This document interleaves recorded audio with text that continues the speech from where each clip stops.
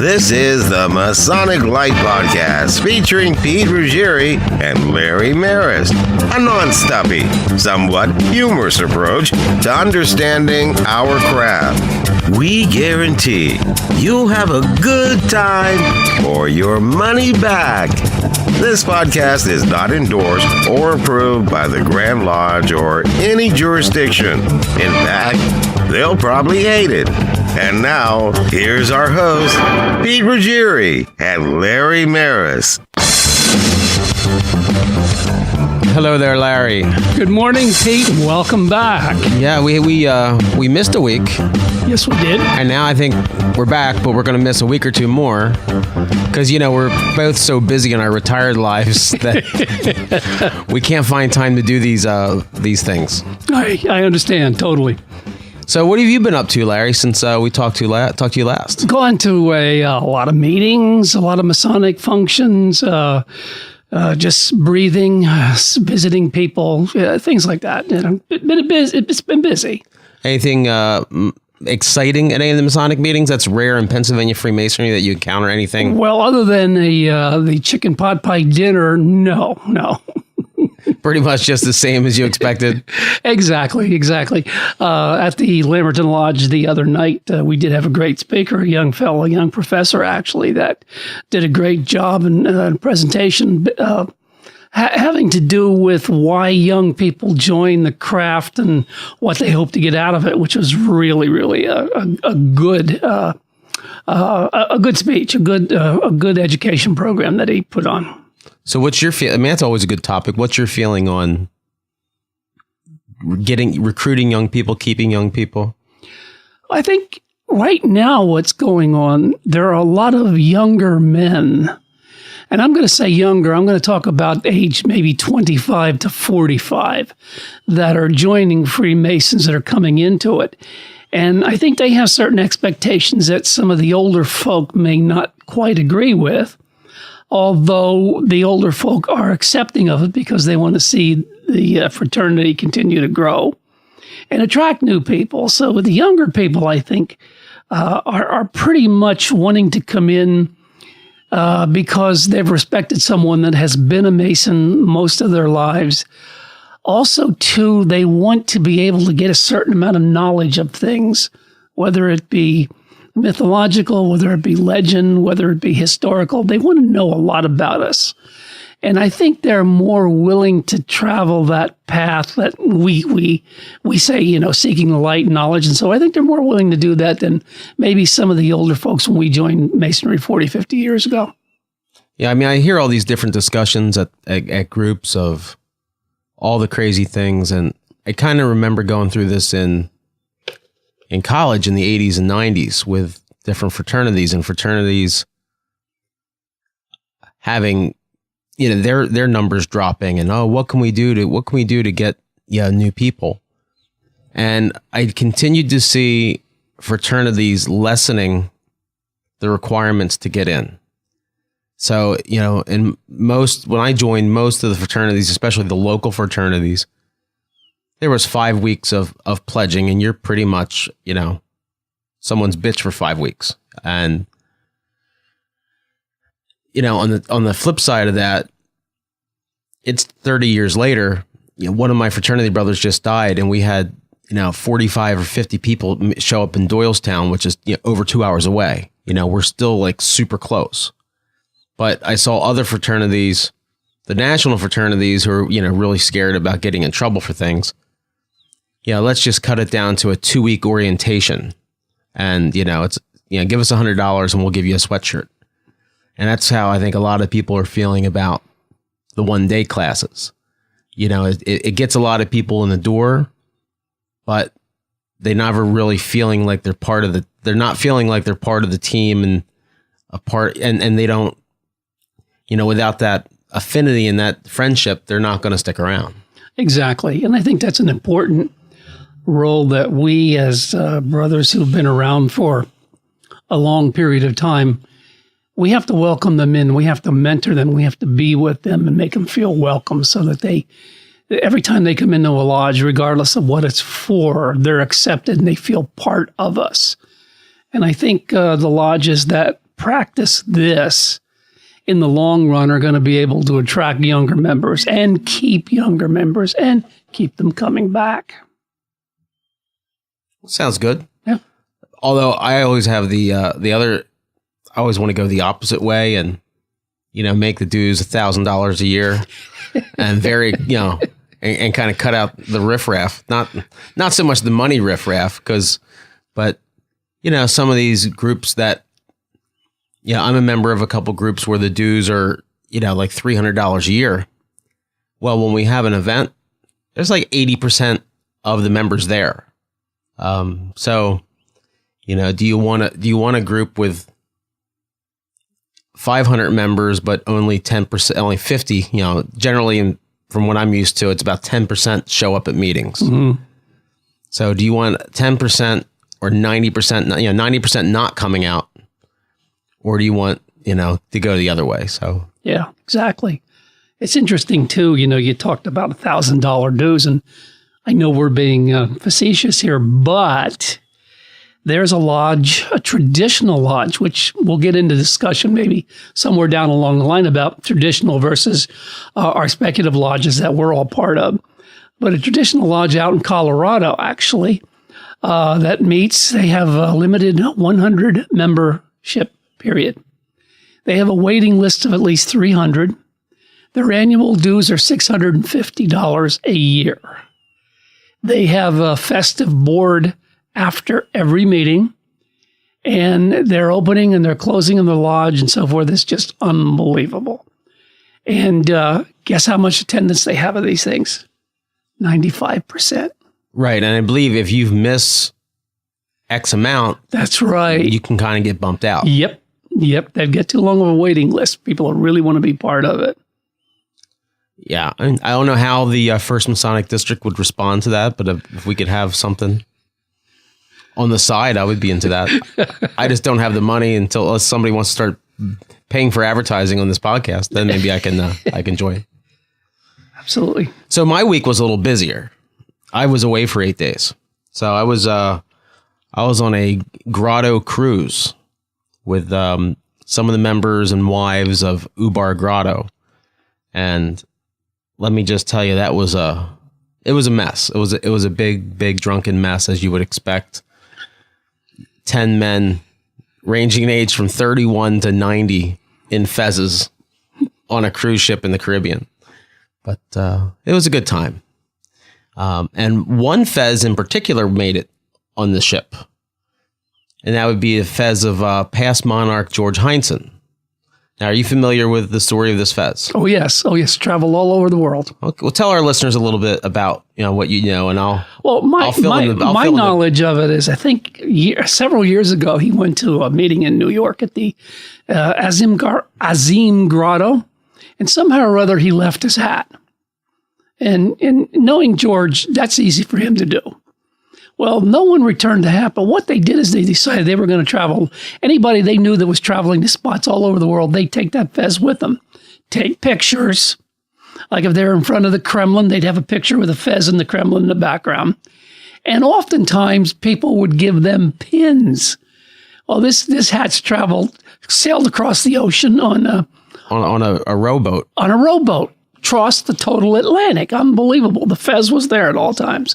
So it's got quite a story to it. Yeah, it's been to the pyramids of Giza, the Holy Lands. It was on Castro's desk. In some Eastern European countries, some brothers got detained and they were let go because somebody was trying to reach out and put it on a head of state as he was walking by, which is generally frowned upon. If you see the head of any country, try not to reach out and grab him. Bad things usually happen. Yeah, that happened in the news a couple of weeks ago. I remember that lady reporter and Donald Trump. She reached out and grabbed him. Bad things happened. Right. So we had it on the cruise. We had lots of stupid pictures with a hat, with a fez. If anybody's looking for on Facebook, just Google or Facebook search, "Where in the world is George's fez?" And you'll be able to see all of its exploits. And rumor has it the fez is already back from Key West and Bahamas and is en route to Las Vegas. So Las Vegas will be its next stop. without George. Cool. That's great. I should probably get the Fez to take it over to the Netherlands and Amsterdam and to Bruges in Belgium where we're visiting. That'd be fun. Yeah. Cool. I'm sure it's already been there, but maybe he can go back and see his friends. Yeah. It's a challenge. Alrighty. So we're going to go take a short break here and then maybe get into some of our news topics that are coming up. The Masonic Light Podcast is sponsored by MasonicScarves.com, home of unique Masonic-themed soccer scarves. Our scarves aren't printed. All of the artwork is knitted into the design. We can also do custom-made designs featuring your local lodge or commemorating an event. These make a great gift for visitors, members, or for fundraising. Visit our website at MasonicScarves.com and click on the Shop Now button to see our full catalog. At checkout, use code PODCAST and you'll get $5 off per scarf. www.MasonicScarves.com.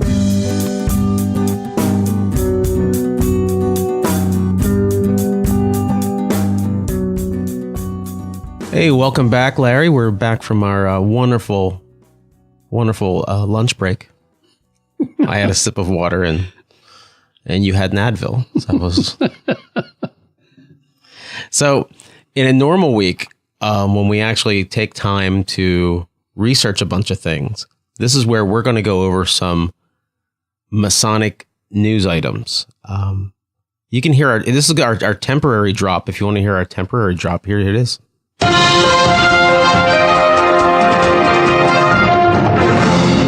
But they're really not going to be that exciting this week. So we probably should have skipped that because Larry didn't think we were having the podcast today. And I wasn't sure if I was going to get off the boat in Baltimore in time to actually show up to do the recording. And so, of course, since we didn't do anything to prepare, of course, we both got here on time. So, yeah. So what do you have just queued up there, Larry, that happened in the Masonic world that we can talk about? Well, and again, forgive me because I don't have all the particulars right now. This is something I read on my Google alerts. There was a Freemason lodge, or group of lodges in the United Kingdom that I saw donated, and I don't want to say 3 million pounds. I don't know the exact figure, but it was a very substantial amount of money to a cancer facility for children. And I thought that was really a good news mention, and particularly for our brothers in England who I do know are listening. They told me so. Another good item, too, which I like to hear, and if you're listening to this podcast and you're from a lodge anywhere in the country, email us, Facebook us, let us know. But here's a really good example. We have a Masonic lodge here in central Pennsylvania. The Chambersburg Masonic Lodge has just celebrated its 200th anniversary on April the 13th. And folks, that's quite an honor there. And a little bit about Chambersburg. It was the one lodge when Lee's forces, General Lee, during the Civil War, marched north. He kind of burned the whole town of Chambersburg down, or a substantial amount of it. And the only thing that they did not touch, and actually I understand they put an armed Confederate Army guard around it, was the Masonic Temple. And it's got quite a history to it. So again, congratulations to the folks out there for 200 years.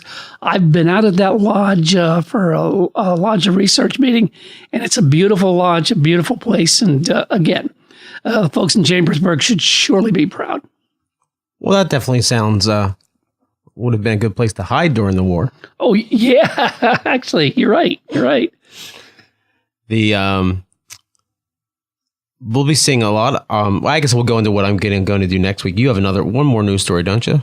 Working on it. So some news story about next week. I'm going to be up in Connecticut with my scarf business. So I'll be up in Attleboro, Connecticut at the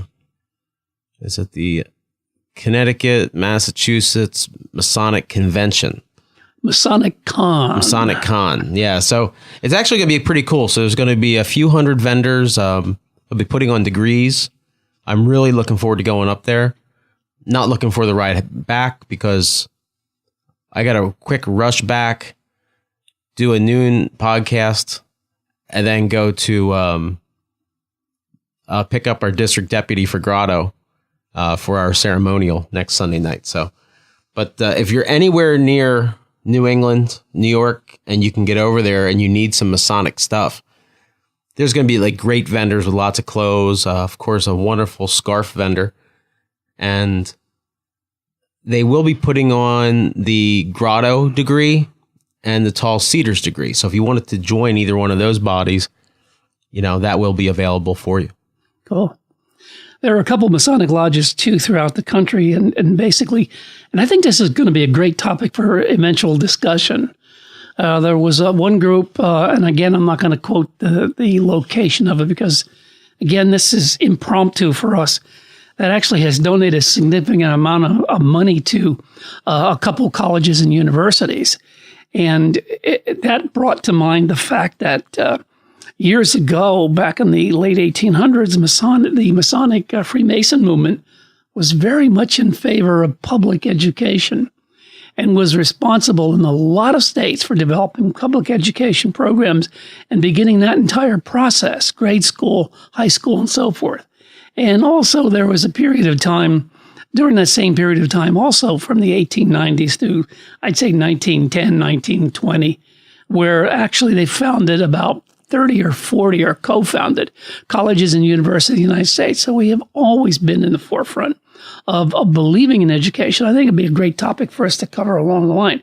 But in the newscast, there were a couple of them that donated several $100,000 to some colleges for programs and so forth. I think that's great. Definitely great. Yep. Yeah, we just started here in Pennsylvania working on the something new. Our guy's our current Grand Master. It's one of his big pushes, the Almoners Fund. And I think something like half of the money collected must go back each year directly to members in need. So, and it's it doesn't have to be a long drawn out thing. If somebody's having trouble paying their dues, you can pay their dues with it. Somebody's having trouble with, whatever kind of payment, we can just do it. And it's pretty, we don't have to get a lodge approval to spend the money and tell everybody your personal details. Right. It can just be taken care of. Right. I know like elite for some of the bodies, we have some people that, haven't paid they would be active members, but financially they're having trouble paying the dues. So they cut that out. But, I'd much rather, we have a wealthier lodge, take some of those dusty hundreds of thousands of dollars we have sitting around to get a active brother there doing something than, not getting the dues at all. Good. I don't want to pay the dues for somebody who's not going to come. But if somebody wants to come and just can't because of finances, I think we should really make an effort to make that happen. Yeah, I totally agree with that. So Saturday, or this coming Sunday, we have our big ceremonial for Grotto coming up. That's right. Are you have a costume? No, I don't. I didn't realize we were having costumes. Well, it's dress up. Not dress up in a costume, I should say. It's dress your best. Because the Azemian Grotto always try to look very, they're from New York City, and they love to throw it in our faces that we're hillbillies from central Pennsylvania. So they always try to dress really sharp and make us feel like asses for wearing work boots and things like that. Okay. Are you saying that we're supposed to dress our best, put a coat and tie on and so forth? Well, if that's your best. I've got my purple tuxedo that I'm going to be wearing. How about if someone just comes in a diaper or so forth? Is that okay too? Well, I think half of our members do come in a diaper, but they probably have some pants over top of it. But they're still welcome. They really enjoy the buffet. Bless their hearts. Well, I'm glad you mentioned that because I intend not to dress any differently than what I usually do. Okay. And then the following meeting, we're doing something really fun. We're going to have breakfast for dinner. People were complaining about the food choices, so we decided we're going to have eggs, bacon, and pancakes at 8:00 at night for our lodge dinner. Is lodge dinner? Or no, for the Grotto dinner. The Grotto dinner, and that's the May, right? May, whatever it is. Okay, I'll be in a cruise, so I won't be around. That's okay. You can have eggs and bacon and pancakes for dinner. I'll miss that, thankfully. So coming up, we want to talk about, we started this whole thing while Larry and I had a kind of a sketchy schedule, but probably come end of May, June, we'll be back on a regular basis, if not weekly. We have some speakers lined up. So one of the first speakers we talked about was maybe George himself. He could talk about his fez and his shenanigans. Another one is Dr. Christopher Rodke. The Reverend Dr. Christopher Rodke. Yeah, so he's chaplain in pretty much every Masonic group he gets sucked into. He's written a few books, and just very knowledgeable on Freemasonry and the church. He is also a professor at the United Church of Christ, the Lancaster Seminary as well. He teaches over there. He has many jobs and many hats. So, I mean, I would be interested in hearing a lot about the, maybe the problems that some churches have with Freemasonry and what the conflicts are and why certain churches still have a bug up their ass. And well, that's kind of, and I'm glad you brought it up because you're segueing into something that we're going to talk about today. That's Mormonism and Freemasonry. Okay. So you are prepared to talk about that a little? Absolutely. Oh, I thought that was part of your not being prepared. No. I'm okay there. Okay. So then we're also going to have coming up another one of our friends, Seth Anthony. So we'll definitely have him in his unofficial capacity, whereas he is a collector of everything fezzes. He has a thing that he calls the Virtual Museum of Fezzology. And pretty much if you want to know anything about any kind of fraternal organization that at one time wore fezzes. So while the Shriners are going to be the first thing people think about, and Grotto, we're the, Rodney Dangerfield version, that no respect.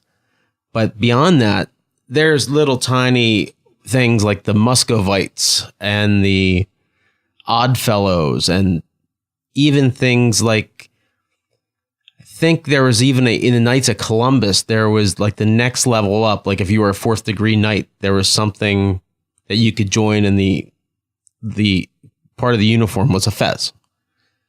And then Seth also has a job with the Grand Lodge of Pennsylvania, but we aren't sure yet if he's allowed to talk about his real job yet. He'd probably have to get permission, but we're sure even without permission, he could talk about his fezzes.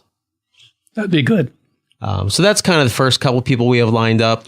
We have J.P. Meyer lined up too, who was a past master of the Lamberton Lodge, who is actually the music director for the Apple Tree Theater, whatever that is, and the Dutch Apple. The Dutch Apple. Thank you very much. The Dutch Apple Theater, which is a musical theater, place to eat, place to drink, and enjoy musical theater. And it's fantastic. He's been there for past couple years. And he did a presentation several years ago on music and Freemasonry. And it was one of the finest presentations I've ever heard. And I think we could have him on, and the topic we could cover there would be how important of a part Freemasonry and music has played in the craft, especially since we had that one composer who wrote the Magic Flute. Is that Mozart? Yes, Mozart. Look at me being smart. So we've got some good stuff coming up. We really do. Sounds good. So you want to get back in and talk about your little... You've been finding a lot of connections and with Freemasonry and Mormonism. Larry's whispering into the microphone. Can we take a break? So yes, we're going to take a break and we'll be right back.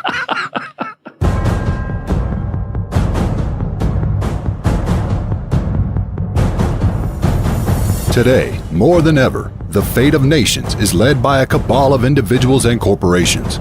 From the price of gas and basic necessities continually escalating, people are feeling like puppets with a chosen few pulling the strings. In other words, follow the money. In a fascinating work of historical fiction, The Red Serpent chronicles how the rich and powerful have prevailed through the centuries of history. 5,000 years after Sumerians bury the greatest wealth of knowledge the world has ever known, traces of it surface in the 20th century, along with omens and executions. The Vatican is in a frenzy to possess it. A secret society will stop at nothing to control it, and innocent people are doomed by obscure connections with it. In a bizarre quirk of fate, an obsessed French policeman, an alluring philology professor, an ex-Mossad rabbi, and a powerful Jewish family join forces to solve a triad of ancient puzzles. They must battle their way through Europe, outwit assassins, and dodge overwhelming foes. But how do they convince governments to aid them in their quest? What if they run out of time? And can they pull off the phenomenon that will change civilization forever? The Red Serpent by Larry Maris is available at Amazon, Amazon Kindle, and Barnes & Noble, plus fine bookstores everywhere. So we're back. We're back from our Larry break. So I think, Larry, you have some toilet paper on your shoe. All right, you got. Thank you. Okay, thanks. So we're gonna. So one of Larry's things that he's been interested in. They have to understand where we live. Larry grew up on the East Coast, Pennsylvania, South Carolina. He was in the military in Key West, of all places. I've either been in like Kennett Square, Pennsylvania, or Lancaster, Pennsylvania. So we don't meet a lot of people of the Mormon faith out here. I do know there is a Church of Latter-day Saints in Lancaster, but since I've been away for the past week, I haven't been able to track down if any of the local members of that church are also members of a Masonic lodge, because it'd be really great to get their perspective on this. But so since most of you listening are probably a half a step behind us in being a novice on this topic, kind of like Larry will give you a little tease of kind of like what some of the similarities and what's going on there. And then hopefully maybe we'll have somebody more, educated maybe from the Mormon Church or somebody on in a future episode that can, speak to it, from the other side. Yes. Actually, it was one of our listeners, Jason. I won't mention last names. I don't know if we should. Jason, who sent us a note saying, there's a familiarity. There is a common thread somewhere between Freemasonry and the development and the Mormon Church, and he'd like us to take a look at that. And actually, it was going to be a topic of discussion at the Goose and Gridiron breakfast, but you and I both know they're not going to have topic of discussions there. And anyway, it was a good point. And I knew and have had friends for many, many years who were of the Mormon faith. My youngest daughter grew up with a gal she went to high school with and played basketball with and sports with, who was of the Mormon faith also. And so I got to know them, and I'm pretty familiar with a lot of it. I was a little bit surprised, other than the fact that Joseph Smith, the founder of the Mormon Church, was a Freemason in the state of New York. And in some further research, little did I realize, but Brigham Young himself was a Freemason. And after the Mormons left New York in the 1820s, when Freemasonry was almost totally eliminated in the United States because of a rumor. The Morgan Affair. Yes, the Morgan Affair. The folks that were founding the Mormon Church moved to Illinois, where they really got a big head start. And at one time, there was a lodge, a single lodge in Illinois that was a Mormon Freemason lodge, and there was almost 1,000 members. So obviously, they left Illinois and moved to Utah, where they founded their temple and their church. And they were Freemasons out there until something happened in about the 1900s, I think about maybe 1926 or something like that. Somehow or other, the Utah Grand Lodge decided they didn't want Mormons in their Freemasonry anymore. So until 1986, I believe it is, the Grand Lodge of Utah said, why are we doing this? So actually, Mormons are allowed to actually be Freemasons now in Utah. We never, ever stopped them in any Grand Lodge anywhere else in the United States for becoming Freemasons. We never did that. That's one thing. Second thing is, if you ever go online, Google preparation room for the Mormon Church. And brothers, let me tell you, when you take a look at that, you're going to see the actual Blue Lodge layout. Altar in the center, seating on the north and south. Some guy sitting up in the east surrounded by 2 other additional people. And it is an actual footprint for the Blue Lodge.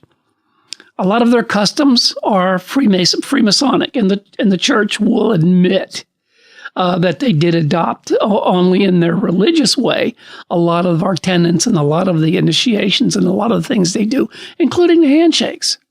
There are they do plays for new people coming into the church, just like we do at Scottish Rite.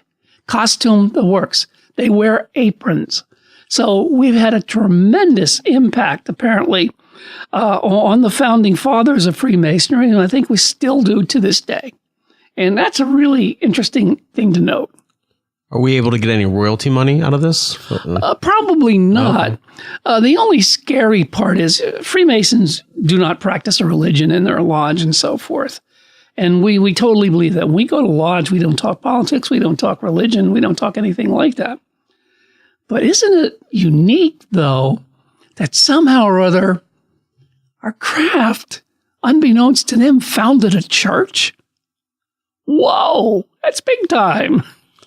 I guess. I mean, but if you had the structure of the Masonic Lodge, and that's the structure as a young man, and you're going to start any great enterprise, I mean, you probably would take some of that knowledge and use it. I mean, I go back to my fraternity days, and terms we use, like black ball still exist. We didn't vote with white balls and black balls in college. It was a handwritten ballot, but yeah, we still had lots of terms. And there's a handful of others I can't say online, but handful of other terms that are strictly Masonic that at the time I had no idea they were Masonic, but it was kind of like commonplace between all the fraternities. So I think any fraternity at any college at one time was kind of based on and copied after the Masons.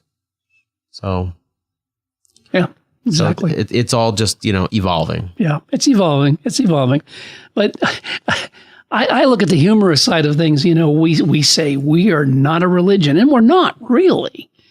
But, the humorous side of it is there are some people out there that are probably going to go on the internet and say, see, I told you you were a religion. And you can expect that. But anyway, wrong choice of word, the fact that they are so closely mimicking each other, rather, the Mormons are taking a lot of things that we taught them over the years and using it as, I don't know, I think it's very honorable. I think they're a very fine religion, and I like everything about them, and I like everything about their people. So, well, we look forward to maybe when we talk about this again later with maybe like I said, we could find that elusive Mormon Mason. So we'll put our email up at the end of the show. If you fit that bill, we can Skype you in on our show. So even if you're not local to Pennsylvania, you don't need to be in our studio. As long as you have a good internet connection, we can Skype you in and phone call. We can smoke signals and whatever you guys have out in Utah. Let's take a break right now, okay? The Masonic Light Podcast is sponsored by MasonicScarves.com, home of unique Masonic-themed soccer scarves. Our scarves aren't printed. All of the artwork is knitted into the design. We can also do custom-made designs featuring your local lodge or commemorating an event. These make a great gift for visitors, members, or for fundraising. Visit our website at MasonicScarves.com and click on the Shop Now button to see our full catalog. At checkout, use code PODCAST and you'll get $5 off per scarf. www.MasonicScarves.com.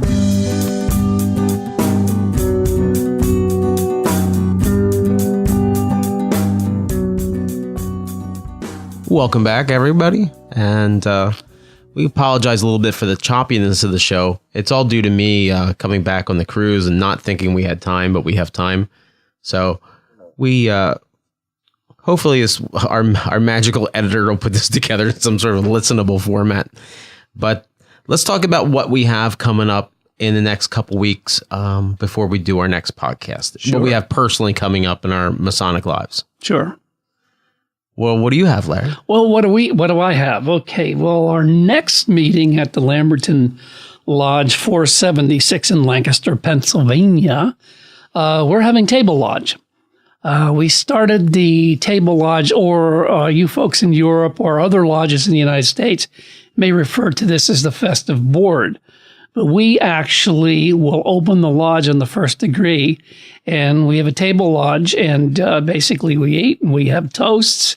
We toast George Washington. We do the whole thing that they've been doing for several hundred years. And it's something, like I said, we reinstituted about 4 years ago. And it actually is a great celebration. It's a fun time.